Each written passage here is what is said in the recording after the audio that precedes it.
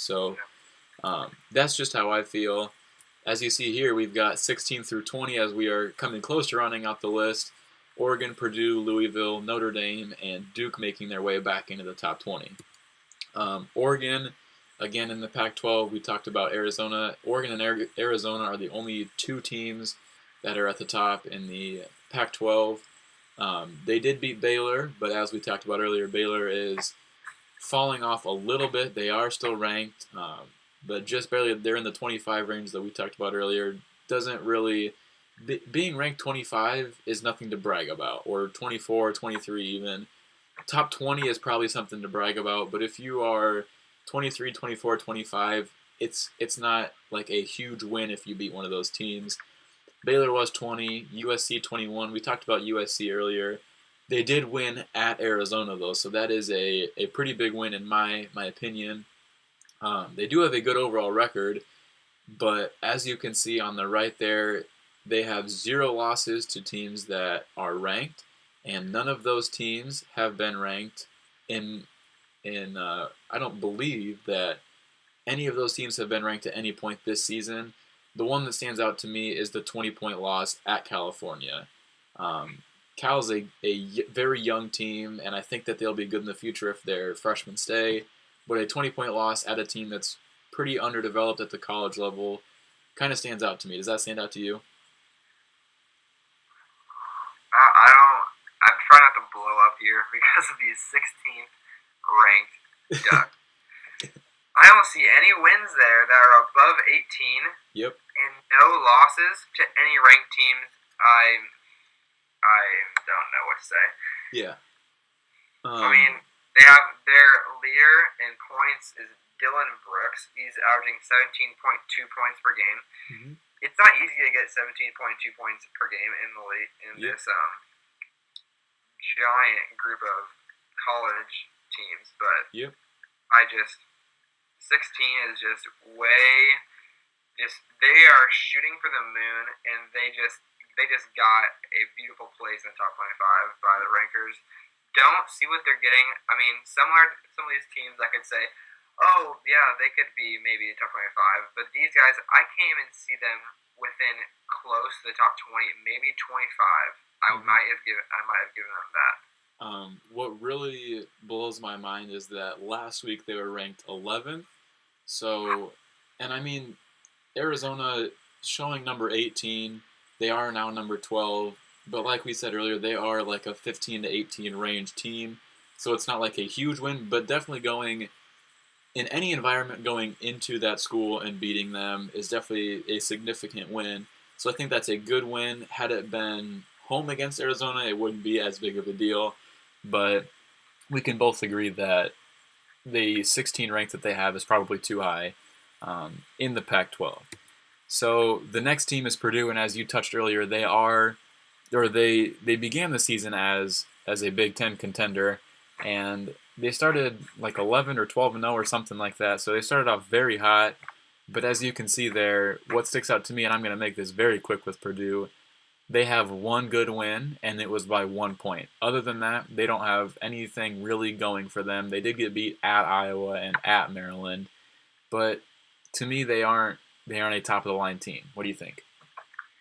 Well, the only reason why I'm giving Purdue any credit is because of A.J. Hammonds. Yep. And because he is a straight monster. He's one of my He's favorite players to watch in the NCAA because I'm pretty sure he's close to averaging a double-double. I mean, he averages 14.5 points per game, and he shoots 58.2% from the field.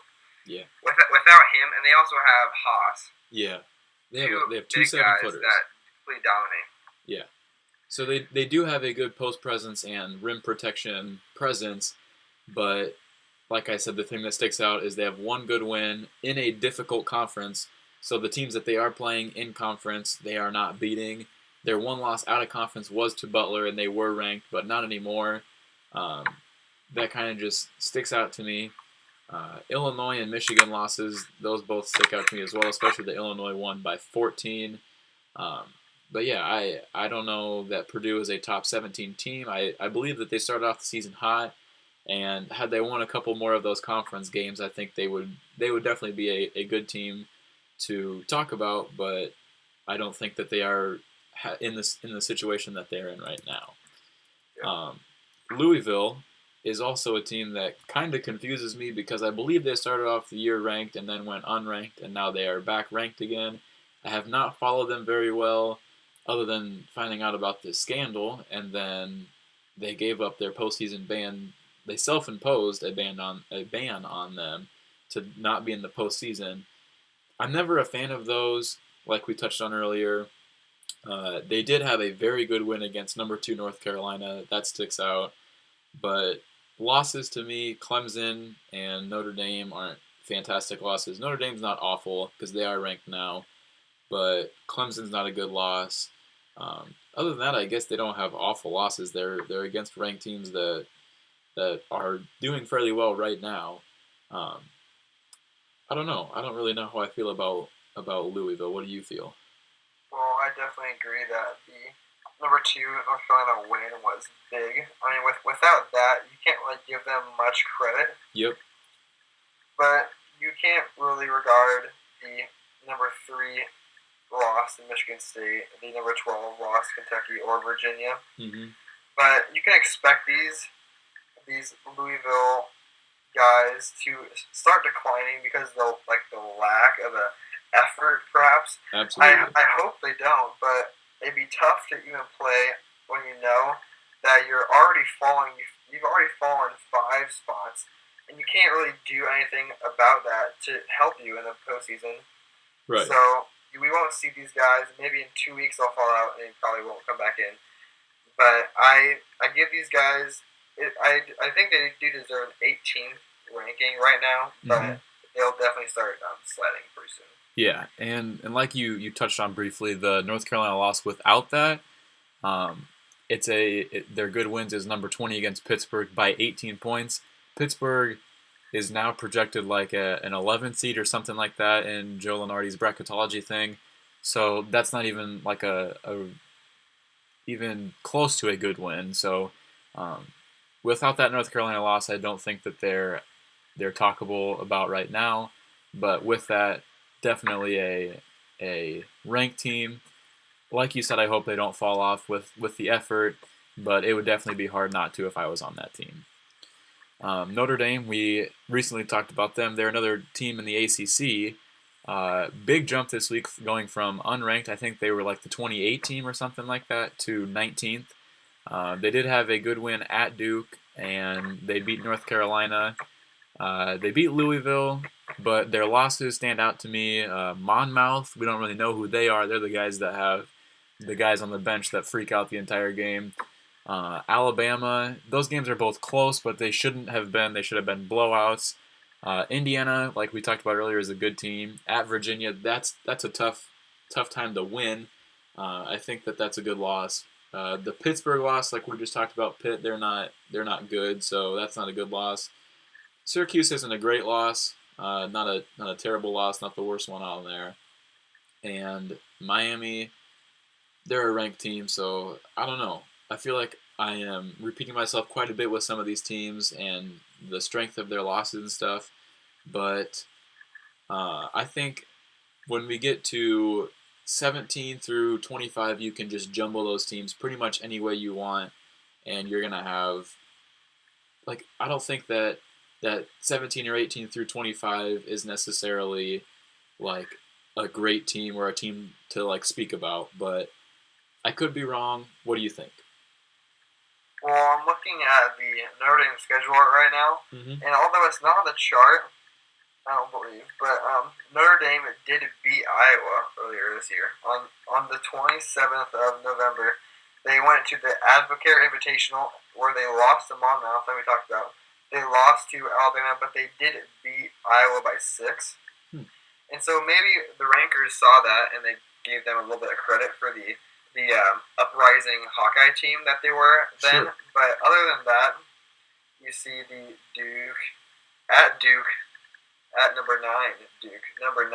That was a different team back then. I don't know how they're different from now. Absolutely. We'll talk about Duke in a few seconds. But also, the definite North Carolina win, that is probably the only reason why they're in the top 25 besides other things. Yeah. Because, like you said, 19, 20, and by that, you can give an appeal for any one of those spots to be traded, and it'd be perfectly fine. Absolutely.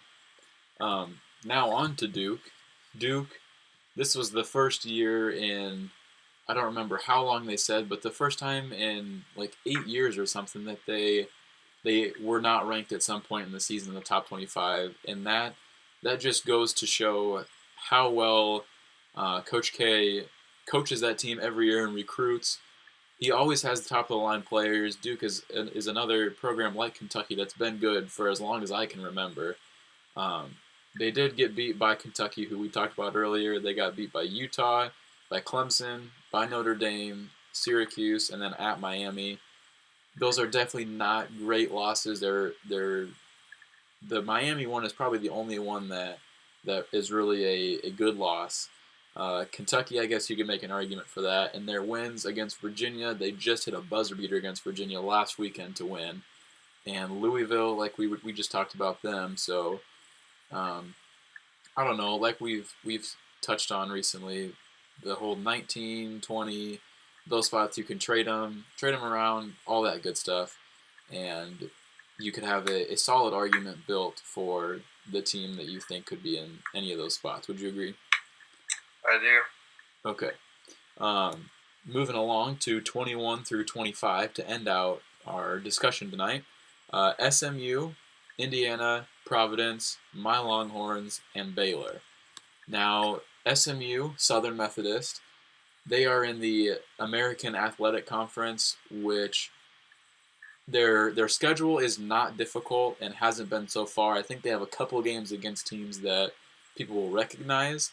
They are 21-3, all 3 losses coming in conference play, but they started the year 18-0, and now they are 21-3, so they are 3-3 in their last 6 games.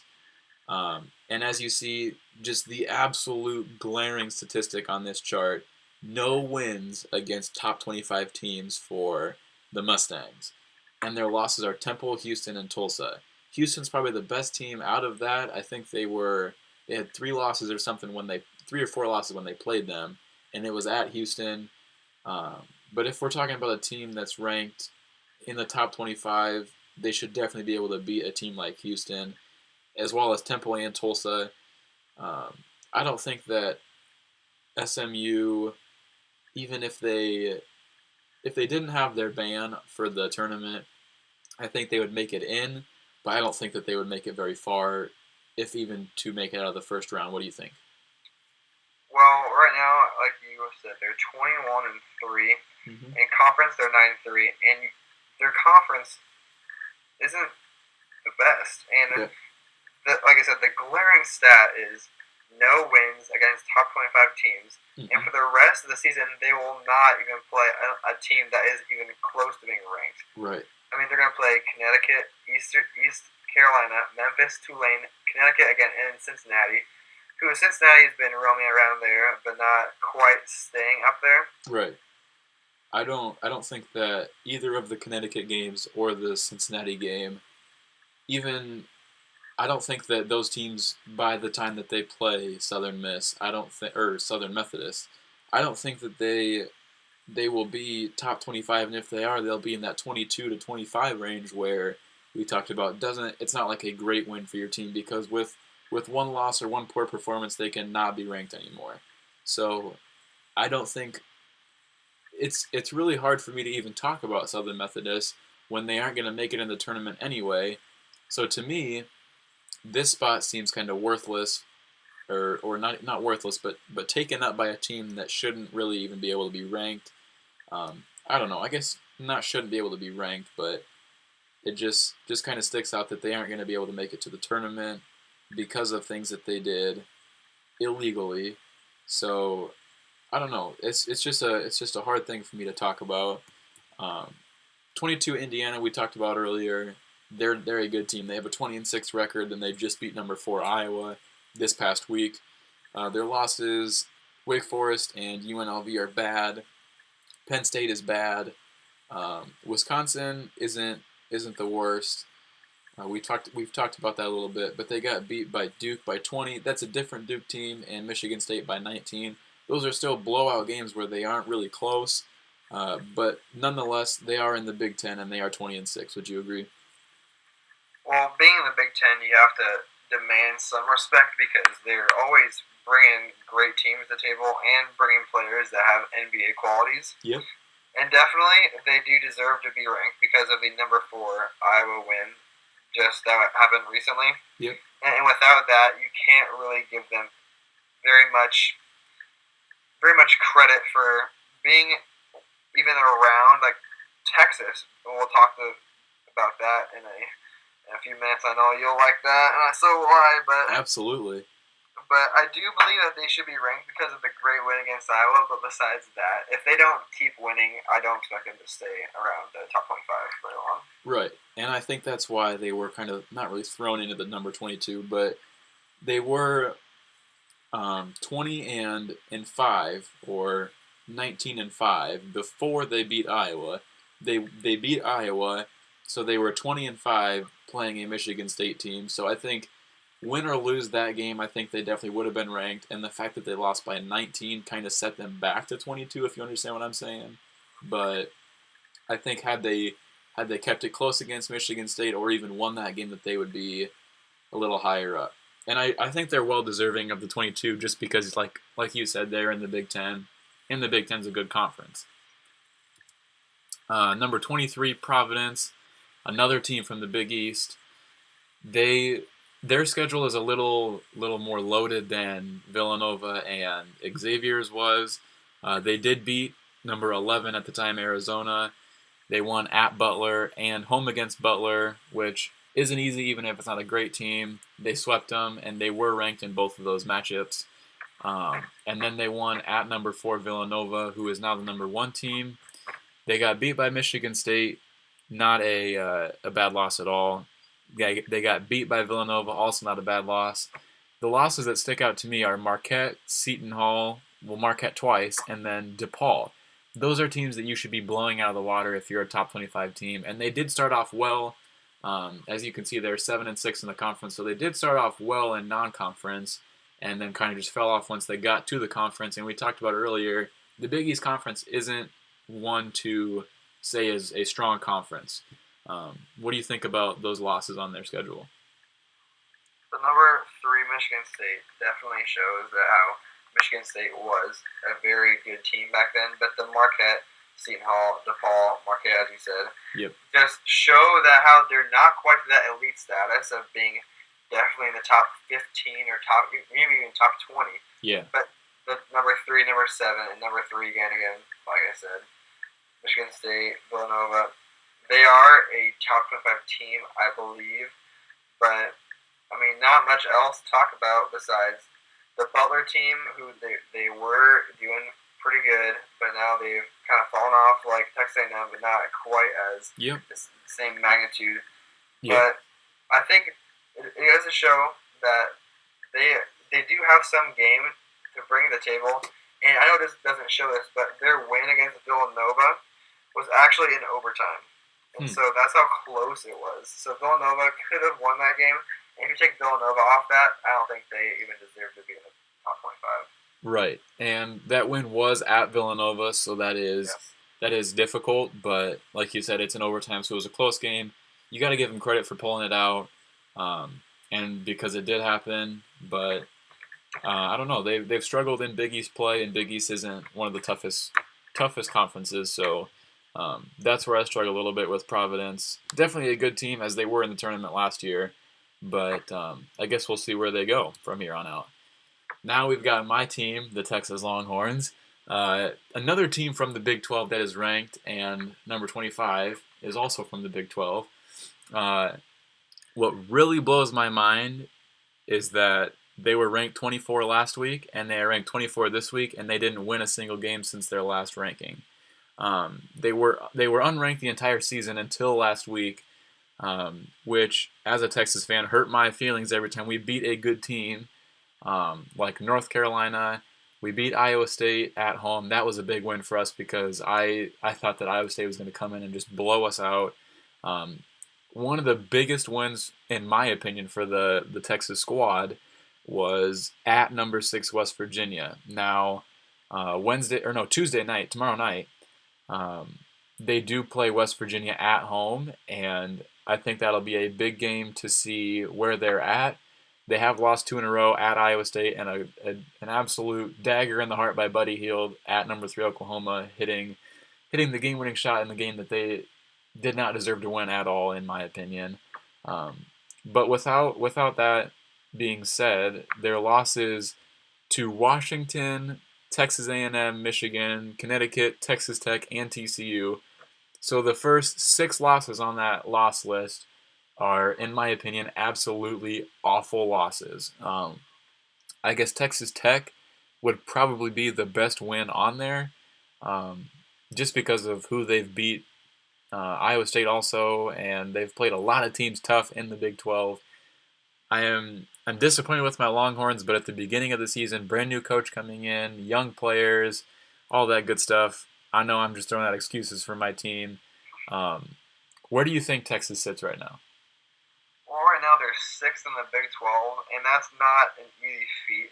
Right. But with a squad like Isaiah Taylor and Javon Felix, yep, those guards are kind of a duo, but not really shown as a duo. But Isaiah Taylor is averaging 15.2 points per game and 5 assists per game, so he gets buckets while dishing out buckets. Mm-hmm. And you also have to account for, I think you touched on this earlier, that Shaka Smart is the new coach. Yep. And it's not easy to transfer from one coach to the other. Absolutely. Because usually the philosophies are different. And that's why you usually change a coach, because of the philosophy. Yep. And changing the direction of a program is not an easy feat. And so it might take 1 or 2 years.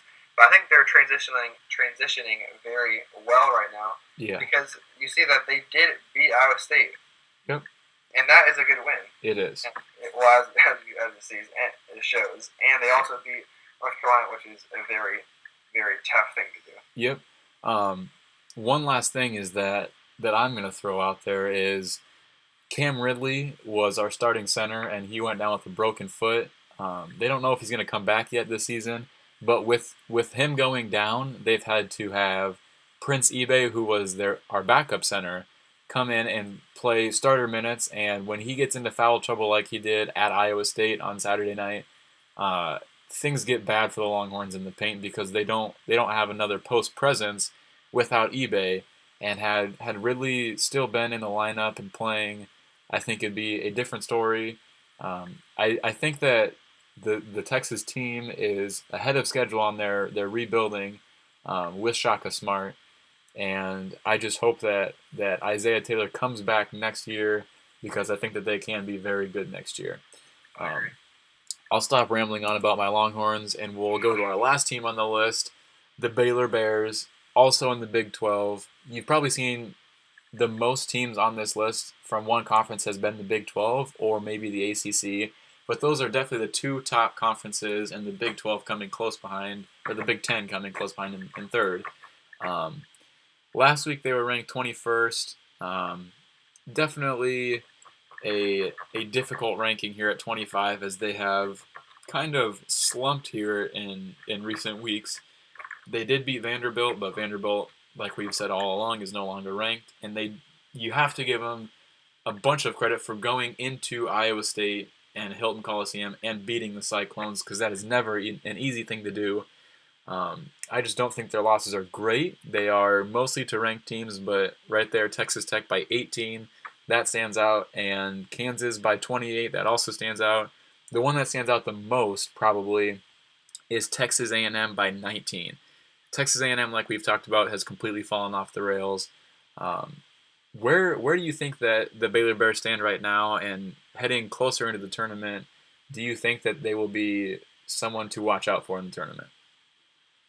Well, looking at that, they are in the Big 12, so they need a little respect for that, because they're not horrible in the conference right now. I mean, I think they're sitting around more than 500, obviously. Mm-hmm. But I mean, right there, 7-5. But that is the same as Texas and Iowa State. Right. So you can put them on the same tier right there. Mm-hmm. But you can see that their losses are to pretty much all ranked teams. Yep. Texas Tech is obviously the worst because it was at home, and they lost by 18. Yeah. Texas has never been a bad team because I mean they've always had the good coach, the good players, but of course the transitioning period. Right. But I give Baylor more than a 25 because of the Iowa State win. I've been there too. I've been there to a game with you, and just the atmosphere is amazing. It is. And to win at Iowa State is an amazing feat. And I don't think 25 justifies what they've achieved so far this season. Right, and they do have a very, very backloaded schedule, as I think all of but one of the remaining games on their schedule are against ranked teams that are in the Big 12. So I guess we'll really see what they've got coming up here in the close future for Baylor. And I think that's pretty much going to do it for what we got in our ranking, or talk about the rankings today for episode 1 of the Wrap. If you guys enjoyed, like, comment, and subscribe for more of the Wrap. Right now I plan on doing every Monday a rankings video, and then every Thursday I'll probably do just what's going on in the sports world. Not sure if we'll have Jake every time. We might. I guess we'll probably talk about that. But yeah, thank you guys for watching, and if you want to see more, like, comment, subscribe, come on back, and we'd love to have you again.